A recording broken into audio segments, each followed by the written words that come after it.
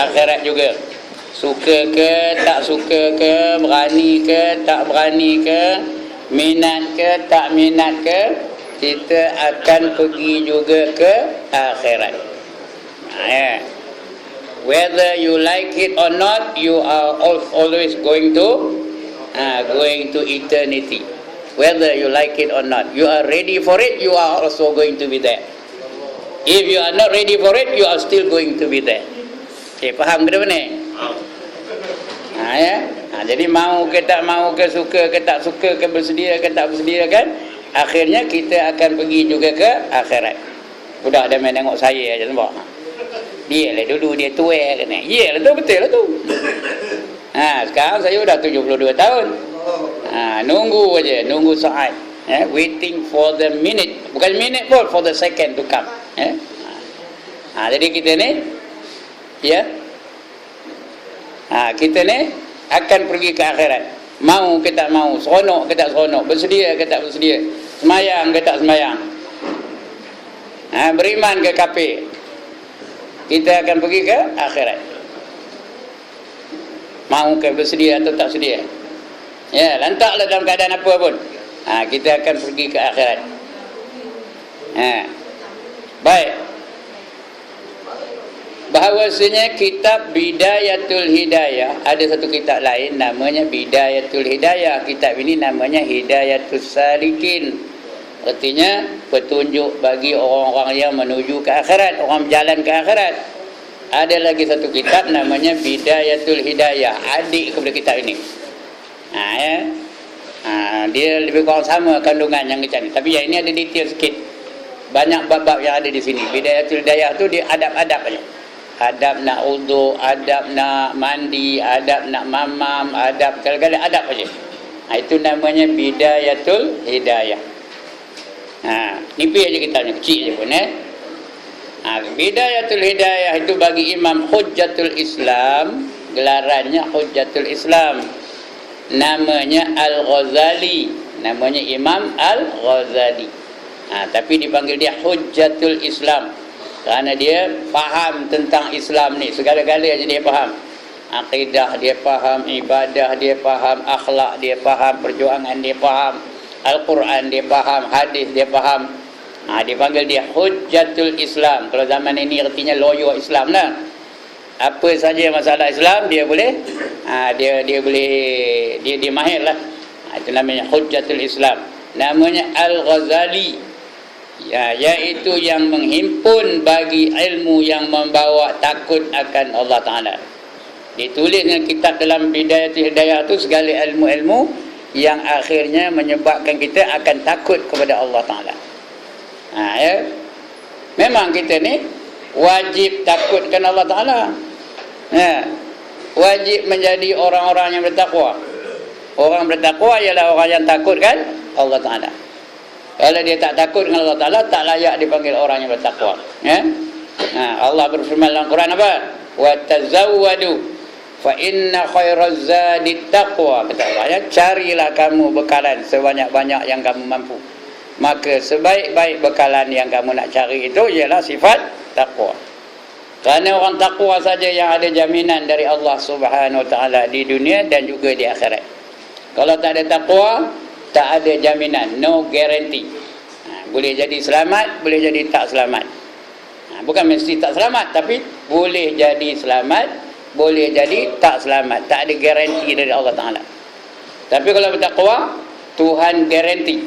Allah yang garanti ni di dunia pun Allah garanti, di akhirat pun Allah garanti. Di dunia ni apa kata Allah? Wallahu waliyul muttaqin. Allah menjadi pembela kepada orang-orang yang bertakwa. Itu dalam dunia.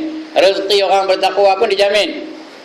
Wa man yattaqillaha yaj'al lahu makhraja wa yarzuqhu min haitsu la yahtasib, kata Allah. Sekiranya kamu bertakwa kepada Allah, Allah akan beri penyelesaian dalam segenap aspek masalah yang kamu hadapi. Apa saja masalah kamu, Allah yang selesaikan. Wa yarzuqhu min haitsu la yahtasib, dan dia dapat rezeki dari sumber-sumber Yang dia tak tahu dari mana datangnya, ada je Tuhan bagi rezeki. Maknanya dia makan gaji dengan Tuhan. Dia tak ada makan gaji dengan manusia. Dia tak ada mengharap ke manusia. Kerana Allah dah jamin rezeki dia. Itu syarat bertakwa. Itu di dunia. Di akhirat pun Allah jamin juga. Innal muttaqina fi maqamin amin, kata Allah. Sesungguhnya orang-orang yang bertakwa itu berada dalam keadaan yang selamat, maqam yang selamat. Di mana selamatnya? Fi jannatin wa uyun, kata Allah. Mereka berada di dalam syurga yang terdapat air yang berpancutan. Itu dia jaminan Allah bagi orang-orang yang bertakwa. Jadi kita tak ada pilihan. We have got no choice. Kena cari sifat takwa itu dalam kehidupan kita di dunia ni. Ya? Mengapa kita sembahyang? Mudah-mudahan Allah jadikan kita orang yang bertakwa. Pasal apa kita menutup aurat? Mudah-mudahan kita jadi orang yang bertakwa. Ya? Pasal apa kita mengaji? Mudah-mudahan kita menjadi orang-orang yang bertakwa. Kalau kita bertakwa, baru Allah jamin dunia dan akhirat. Kalau tak ada takwa, tak ada garanti. Boleh jadi selamat, boleh jadi tak selamat. Jadi kita kena cari sifat takwa itu. Kalau tak dapat pun sekurang-kurangnya lorong-lorong ketakwaan itu kita lalui. Ya? Kalau tak dapat, kerana boleh tak boleh itu Allah yang menentukannya, bukan usaha yang menentukannya. Ya? Ketentuan dari Allah. Boleh tak boleh pun Allah yang menentukannya. Tapi sekurang-kurangnya kita sudah lalui lorong-lorong ketakwaan itu. Apa arti takwa? Dengan mudahnya, takwa itu artinya buat segala yang disuruh, tinggalkan segala yang dilarang. Susah ke senang? Senang ke susah?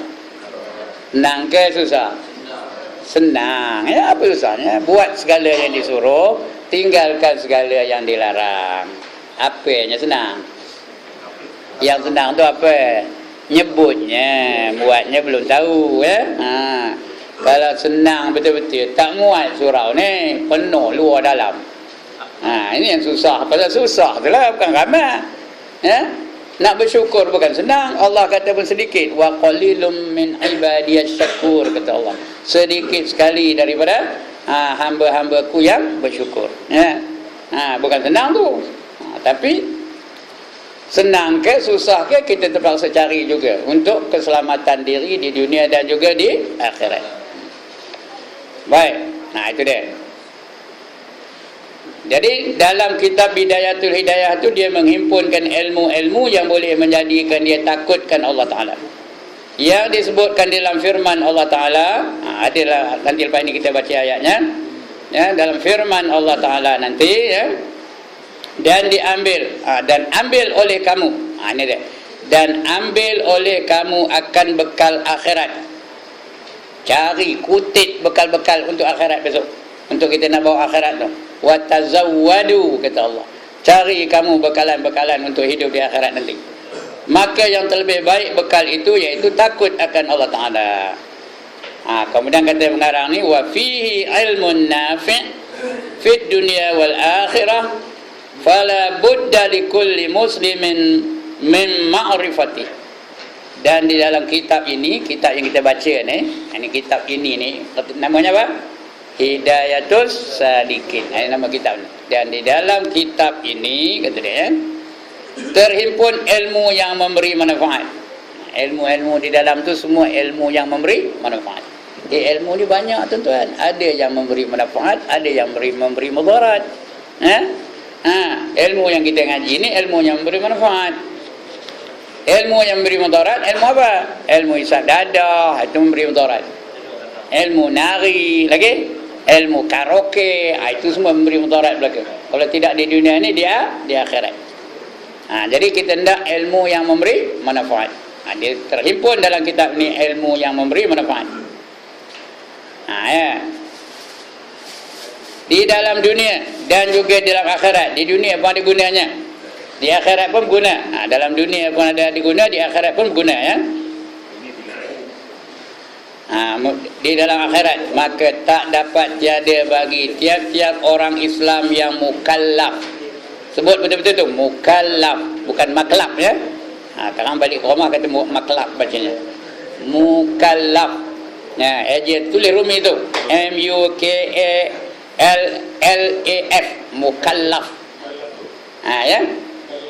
Mukallafun yang sebenarnya ya, tapi kita berhentikan mukallaf, kita wakaf tu mukallaf lah ya.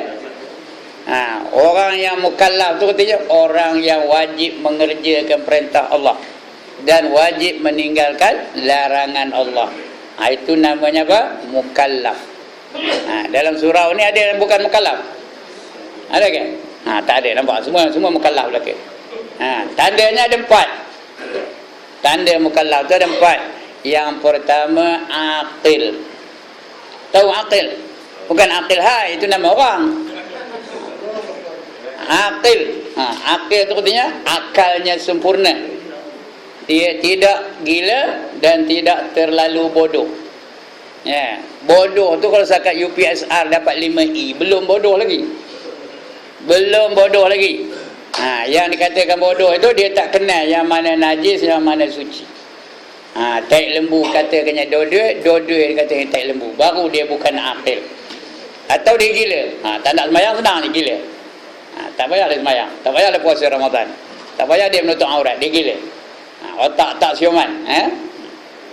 Itu yang pertama, aqil. Yang kedua baligh. Bukan balik ya, baligh ba alif lam ghain. Baligh BALIGH.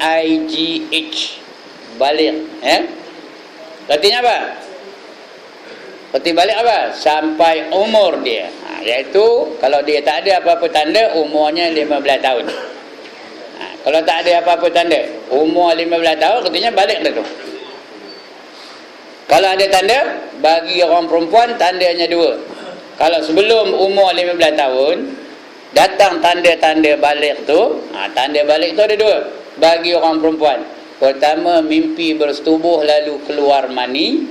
Umur 10 tahun ke 11 tahun ke 12 tahun ke, mimpi bersetubuh lalu keluar mani, balik tu. Wajib dia sembahyang, wajib dia menutup aurat, wajib dia melakukan segala yang perintah oleh Allah Ta'ala.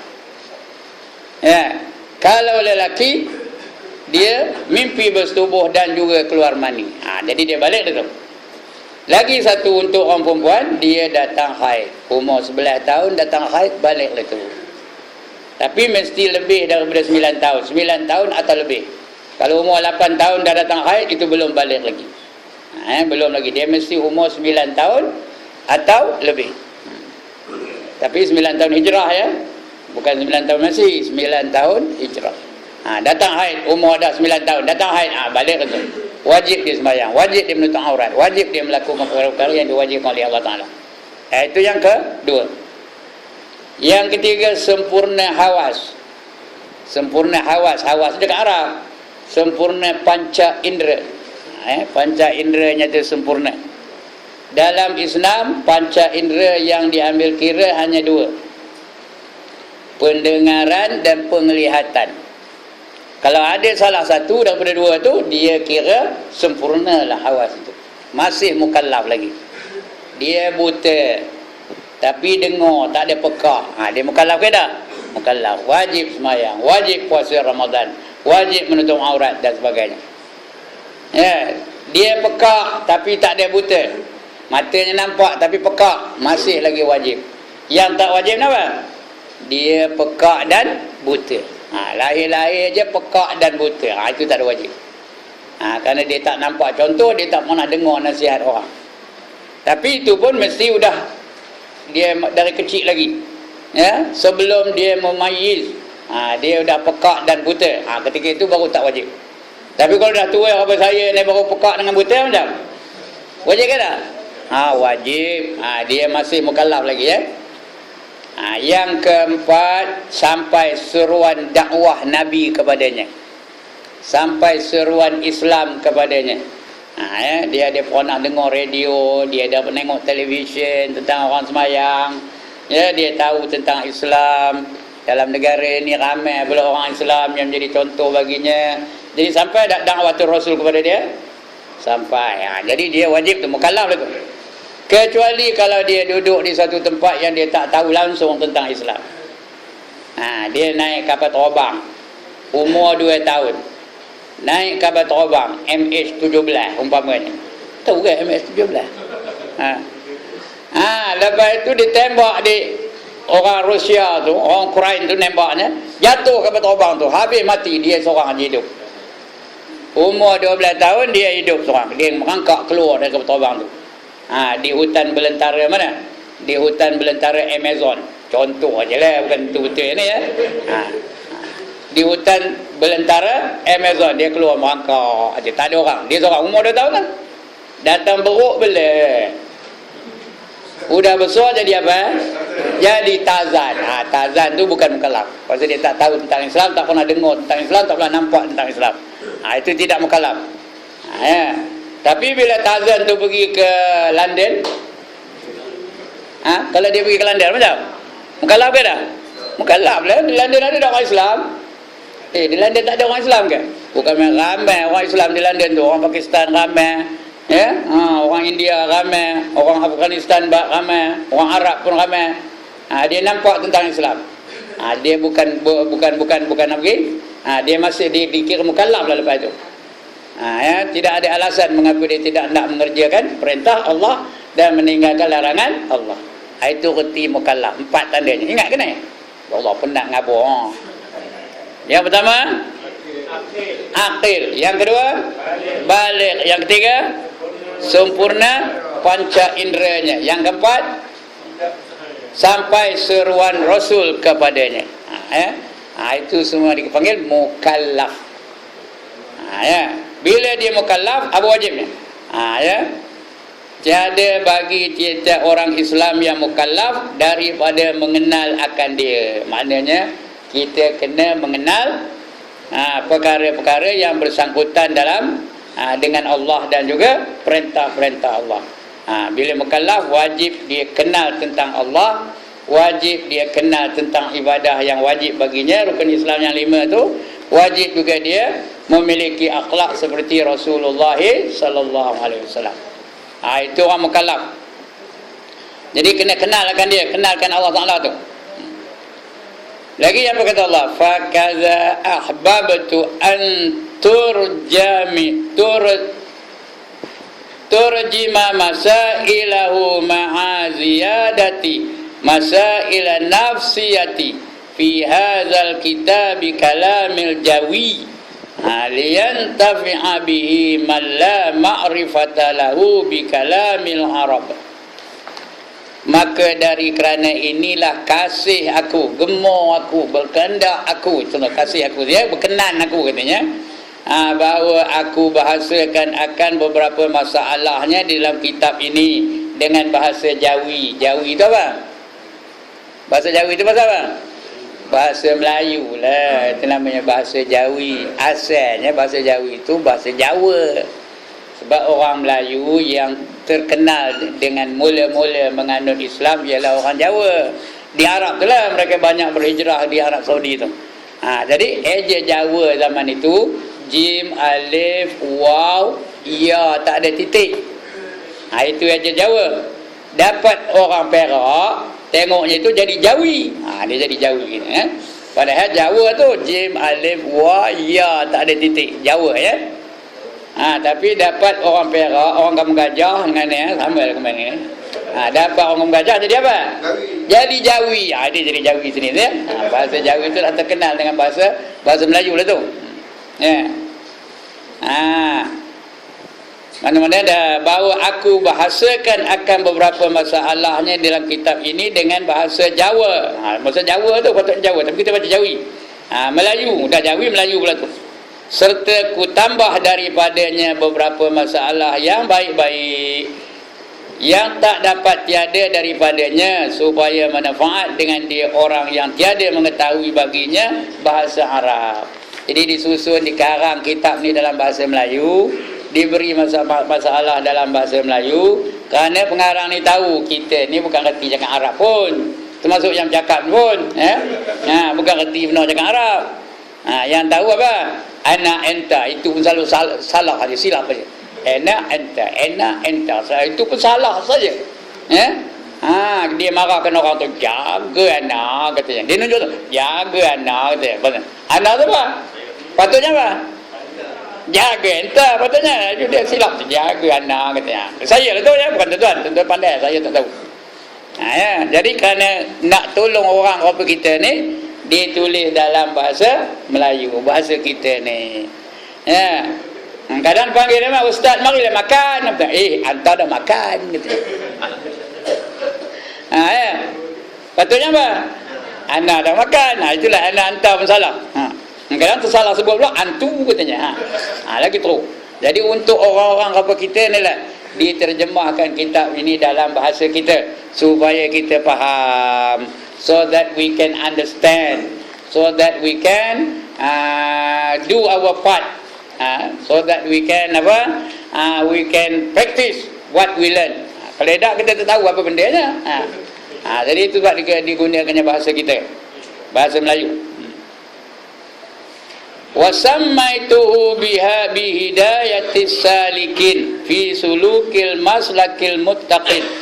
Wasammaituhu, dan aku namakan dia. Aku namakan dia, ya, dan aku namai akan dia dengan hidayatus salikin. Jadi kitab kita ni namanya apa? Hidayatus salikin. Sekarang balik kan ditanya dia, dari mana? Dari surau katanya. Aku buat ngaji, apa kitab bacanya entah ngaku balik. Jadi apa nama kitab ni? Hidayatus Salikin. Lagi apa namanya? Hidayatus Salikin. So tanya dia orang dah tak tahu apa nama kitab ni. Ya?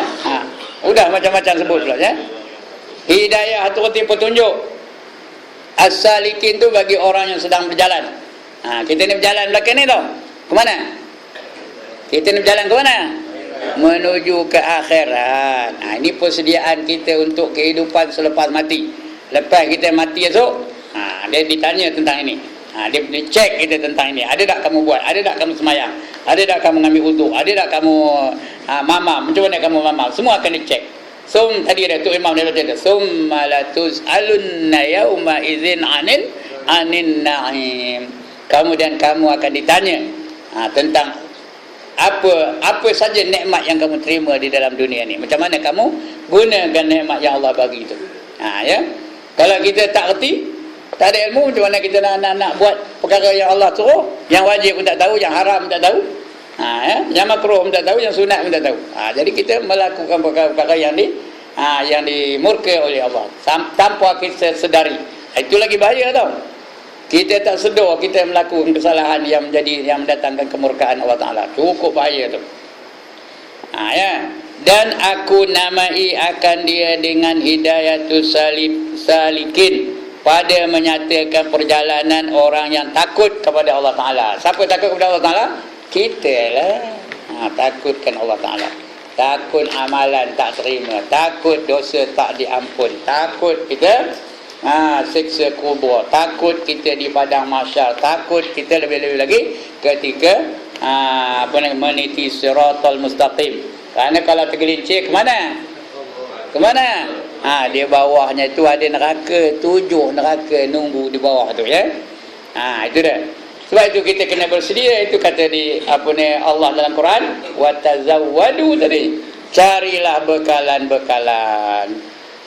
Bekalan itu bukan duit, bukan nasi lemak, bukan goreng pisang. Apa bekalannya? Sifat takwa, ya. Baik, lagi sambung pengarang ni tadi. Wallaha as'alu an yanfa'a bihi kama nafa'a bi aslihi. Amin. Wala khawla wala quwwata illa billahil aliyyil azim. Dan aku pohonkan kepada Allah Ta'ala, wallah, demi Allah, as'alu, aku minta, aku minta padanya, pada Allah ya, aku pohonkan kepada Allah bahawa ia memberi manfaat. Mudah-mudahan malam ni memberi manfaat bagi kita, yang mendengar malam ni. Mudah-mudahan ada gunanya, ada faedahnya. Ya. Sekurang-kurangnya kita hadir dalam majlis ini dapat pahala walaupun dia tak faham.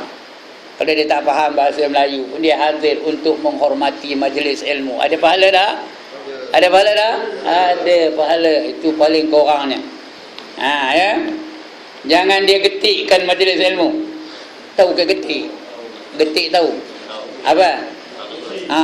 Bencikan majlis ilmu. Jangan getikkan majlis ilmu. Sekurang-kurangnya dia gemarkan majlis ilmu ini, ada pahala. Duduk aja walaupun dia tidur, nak tidur lah, tak apa. Tapi dapat pahala tu. Kenapa? Dia hadir dalam majlis ilmu.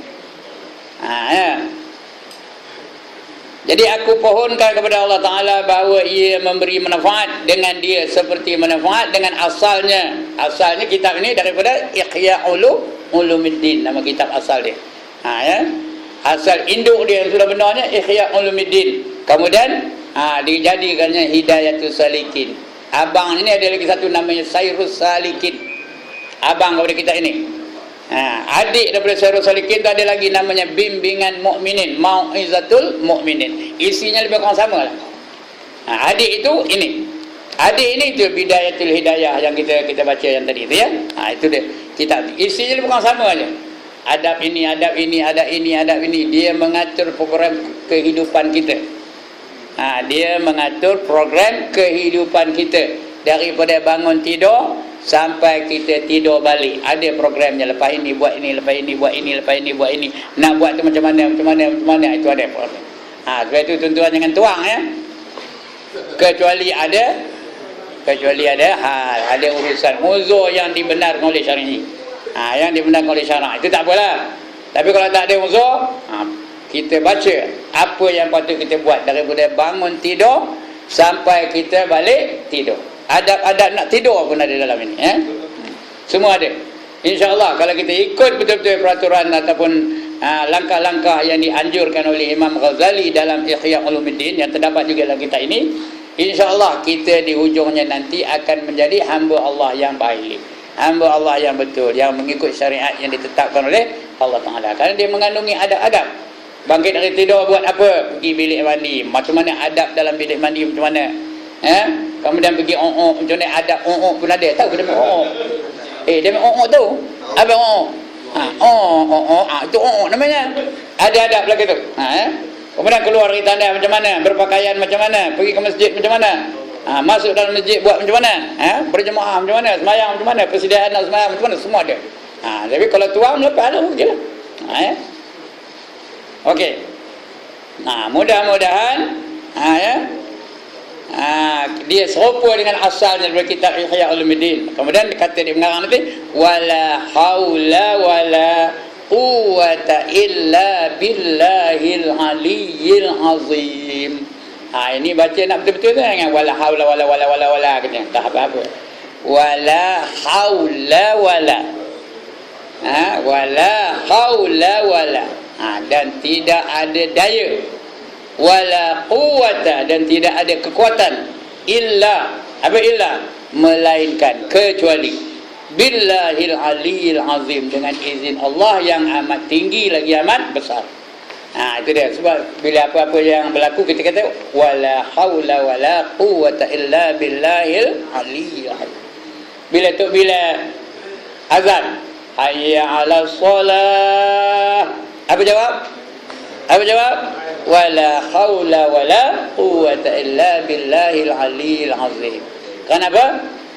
Kerana kalau kita boleh semayang pun hanya dengan izin Allah. Kalau Allah tak izin, ada jahannya. Motor tak mau start lah. Tayar pancat lah. Apa lagi? Minyak habis lah. Macam-macam. Ada je alasannya. Ngaji malam ni pun begitu juga. Mengapa tuan-tuan dan perempuan boleh datang malam ni? Dengan izin Allah. Itu kita sebut wala haula wala quwwata illa billahil aliyyil azim. Dan aku pohonkan Allah Ta'ala ia memberi manfaat dengan dia seperti manfaat dengan asalnya. Amin. Dan tiada daya pada menjauhi daripada maksiat. Nak elak dengan maksiat tu bukan ada daya kita. Yang boleh ngelak ni siapa? Allah boleh menahan kita. Orang lain tak boleh ya. Tiada daya pada menjauh daripada maksiat dan tiada upaya pada berbuat kebaktian. Nak buat baik pun dengan izin Allah juga, melainkan dengan kudrah Allah Ta'ala yang maha tinggi lagi maha besar. Baik, sambung lagi. Warattabtuhu ala muqaddimatin wa sab'ati abwabin wa khatimatin. Wa khatimah.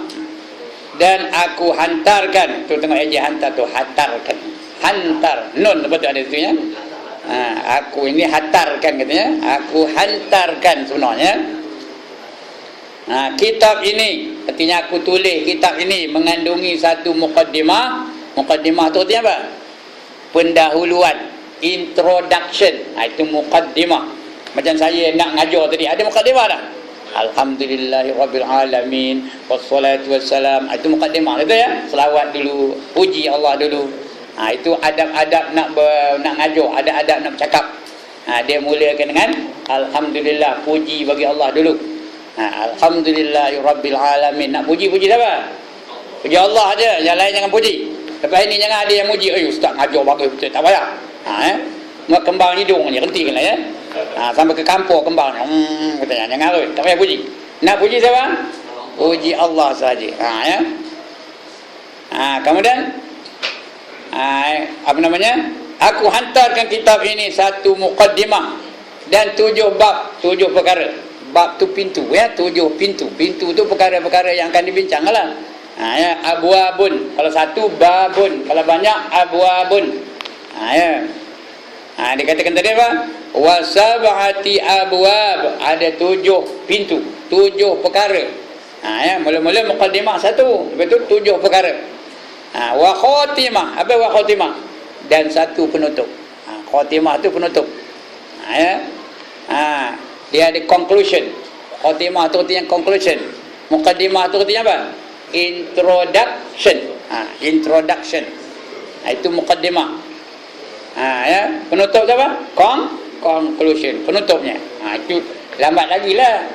Nak baca conclusion tu tak tahulah tak berapa tahun. Saya ngajar satu tempat 15 tahun baru habis. Agak-agak siapa dulu tamat? Kitab ni kan dulu tamat, orang ngajar je dulu tamat. Entahlah. Ya. Jangan salahkan saya.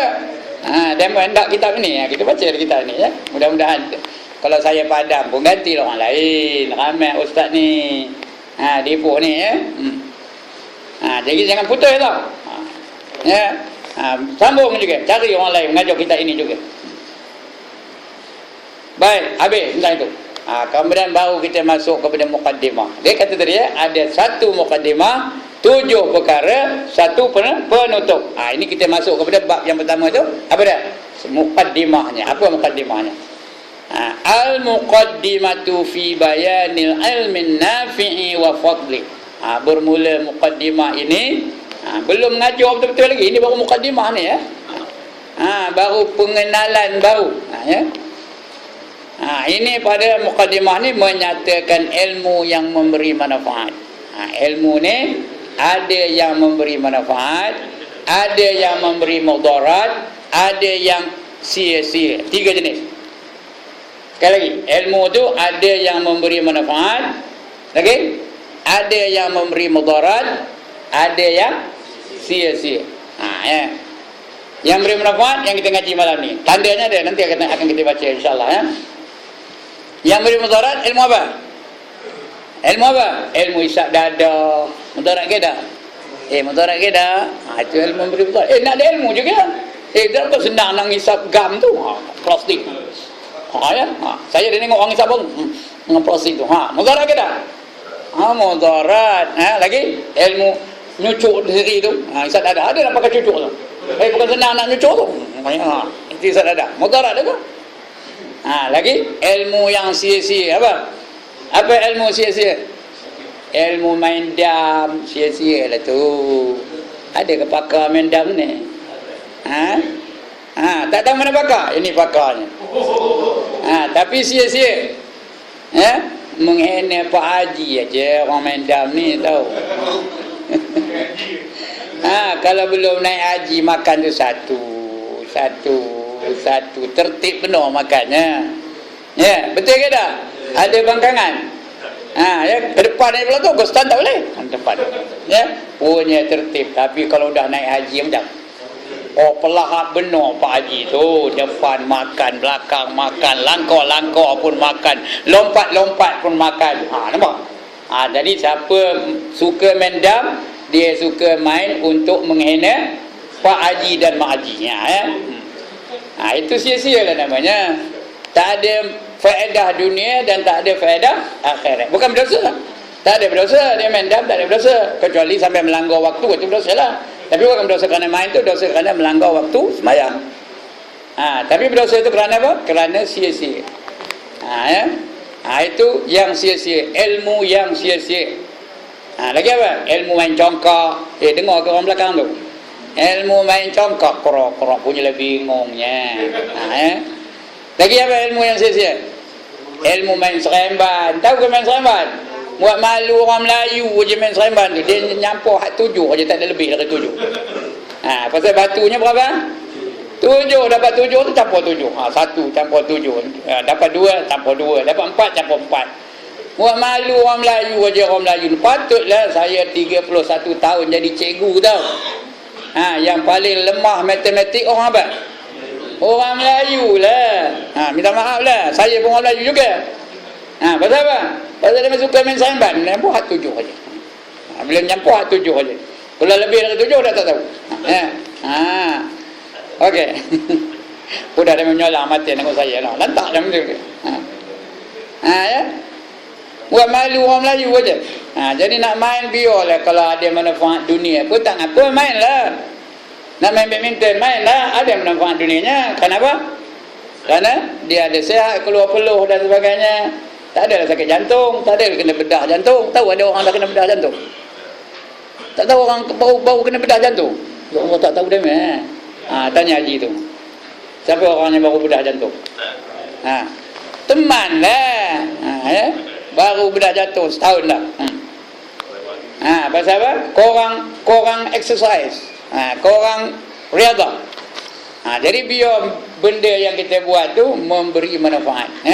Kalau ilmu yang memberi manfaat. Itu dia. Muqaddimah pada menyatakan ilmu yang memberi manfaat dan menyatakan kelebihannya. Apa kelebihannya? Kita nak ngaji ni, apa kelebihannya? Apa keuntungan yang kita mengaji ni? Apa faedahnya? Ya, apa ruginya kalau kita tinggal mengaji ni? Kecuali ada urusan itu tak apa ya. Ini tak ada apa, saja malam balik rumah. Balik rumah apa buat? Balik rumah apa buat? Nengok kotak bingung tu. Tahu? Ada tak kotak bingung di rumah? Nengok itu je kerjanya. Rugi ke untung tu? Rugi lah tu ya. Baik. Qala al-Imam al-Ghazali rahimahullahu ta'ala, wal ilmu nafi' ma yazidu fi khawfika min Allah ta'ala wa yazidu fi basiratika bi uyubi nafsika wa yazidu fi ma'rifatik bi ibadati rabbika azza wa jalla wa yuqallilu min raghbatika fid dunya wa yazidu fi raghbatika fil akhirah wa yaftahu basirataka bi afati a'malika hatta tahdaza minha wa yutli'uka ala makaidi syaitani wa ghururi.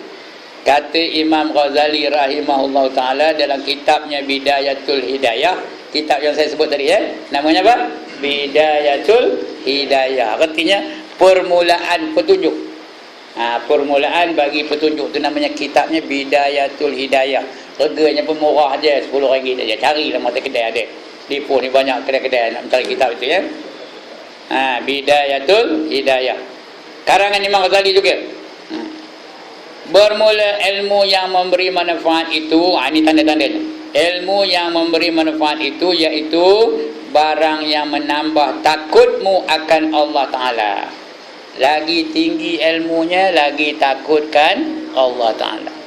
Lagi banyak hafalannya, lagi dia takutkan Allah Ta'ala.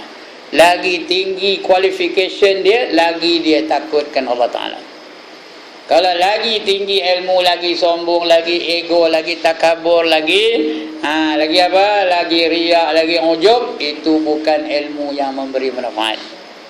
Walau setinggi mana ilmunya, walau dia lulus universiti tinggi-tinggi, lulus Jordan, lulus Mesir, lulus apa lagi? Yaman, mana-manalah. Lulus Damsyik dan sebagainya. Ilmunya tinggi pun benar, dia tahu semua masalah, tapi nepuk dada. Kau tahu ini siapa ni? Nepuk dada. Itu tak ada. Ilmu tu tidak memberi manfaat baginya. Nak mengecil-ngecilkan orang je, nak menghene-hene orang je, itu ilmu tidak memberi manfaat baginya. Dia lagi tinggi ilmunya, lagi dia takutkan Allah Ta'ala. Lagi tinggi qualification dia, lagi dia takutkan Allah Ta'ala. Itu artinya ilmu itu memberi manfaat baginya. Kemudian itu yang pertama ya,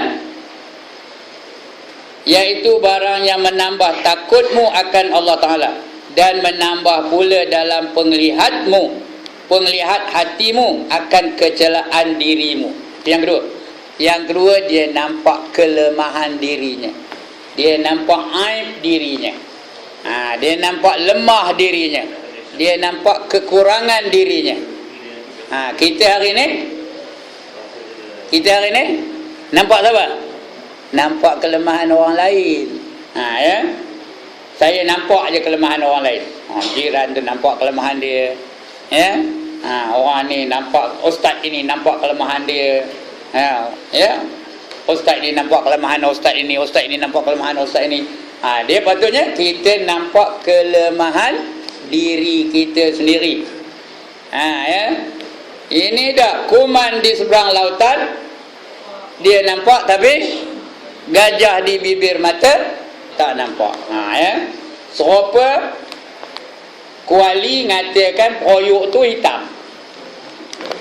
Faham ke ni? Pepatah Inggeris ni tau, like the kettle calling the pot black. Kuali dia ngatakan proyok tu hitam. Apa kena kamu ni hitam benar, kata kuali. Apa kata proyok? Cuba kamu ceromen diri kamu, apa warna kamu. Ya, proyok tu ada juga dia mula-mula putih. Ya tak? Masa tuan-tuan perempuan, tanya perempuan lah, masa perempuan beli proyok dulu putih ke hitam mula-mulanya? Belum bakar tu hitam ke putih? Putih. Kuali start beli dah hitam ni. Lepas tu dia kata proyok tu hitam pula. Apa jawabannya? Cuba kamu ceromen diri kamu sendiri. Artinya kita hari ni nampak kesalahan orang je. Cuba baca surah Khabar ini. Mana-mana surah Khabar lah ya. Ya, dia nampak kesalahan orang aja. Bila ada berlaku salah siapa? Ini orang ni salah. Ini orang ni salah. Jadi dia dah salah orang aja. Macam burung bangor lah. Tahu ke burung bangor? Ya Allah, burung bangor tu dia nyalakan orang ke dia nyalakan diri dia? Ya Allah, dia tak hafal ke lagu burung bangau. Bangau, oh bangau, mengapa kamu kurui? Pasal apa kamu kurui? Mudah. Macam mana kamu kurui? Mengapa kamu kurui? Pasal apa aku tak kurui? Ikan tak mau timbul. Sudah salah ikan pula. Ikan, oh ikan, mengapa kamu tak timbul? Apa jawab ikan? Macam mana aku nak timbul? Rumput panjang sangat. Sudah salah apa? Salah rumput pula. Rumput, ngapa kamu panjang benar? Apa jawabannya? Macam mana aku tak panjang? Kobar tak nak makan aku. Sudah kobar pula salah. Kobar, ngapa kamu tak nak makan rumput? Macam mana aku nak makan? Perut aku sakit. Dah salah perut pula. Perut, ngapa kamu sakit? Macam mana aku tak sakit? Aku makan nasi mantah. Nasi, ngapa kamu mantah? Apa jawab? Dia tak pernah dengar lah ni. Macam mana aku tak mantah? Kayunya basah. Kayu, ngapa kamu basah? Macam mana aku tak basah? Hujan menimpa aku. Hujan, ngapa kamu nimpa kayu? Macam mana aku tak nimpa? Katak manggil aku. Kata, ngapa kamu panggil hujan? Macam mana aku tak panggil? Apa? Ulur nak makan aku. Ulur aja yang apa namanya? Yang apa sikit ya? Yang ngaku sikitlah. Ulur. Ngapa kamu nak makan kata? Macam mana aku tak makan? Memang makanan aku. Ini kita ni selalu yang salah orang lain ni. Kita tak ada salah. Ngapa kamu bingung? Cikgu tak pandai ngajar.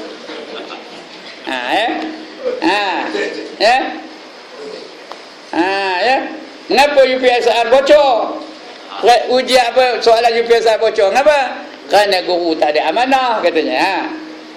Lepas tu tanya, ngapa guru tak ada amanah? Tak dilatih jadi amanah. Ngapa tak dilatih jadi amanah? Sistem tu memang korup. Ha, mana? Udah. Orang lain juga salah. Ha, ya? Ha, apa? Itu maknanya apa? Ilmu yang kita ada tu tidak memberi manfaat. Salah orang lain je, tak ada salah kita. Ha, ya? Ngapa kamu tak kerti baca Quran? Ha, betul. Ngapa? Ha, kerana ustaz ngajar tu tak kerti. Ustaz yang ngajar tak kerti, bukan dia bingung dah. Patutnya kita tahu aib diri kita sendiri. Itu baru ilmu tu memberi manfaat. Kita tahu kesalahan diri kita.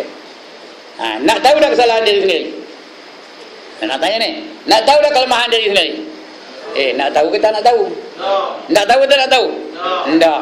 Kalau nak tahu ada 4 cara nak tahu kelemahan diri sendiri. Yang pertama, tanya kepada musuh. Tahulah kelemahan kita. Siapa yang ketikkan kita? Tanya dia. Bukan kita nanya orang lain lah.